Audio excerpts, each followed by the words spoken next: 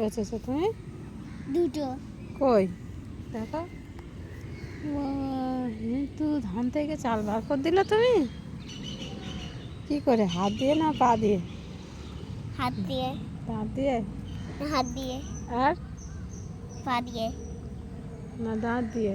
দাঁতটা মেশিন? হ্যাঁ। ধান বানানো মেশিন? হ্যাঁ। তাই?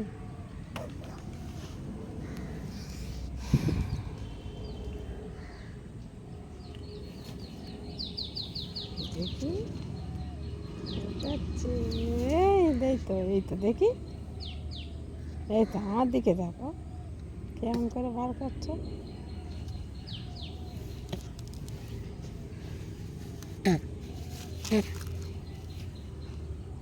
হয়ে গেছে, চল এবার ভাত খেয়ে নাও।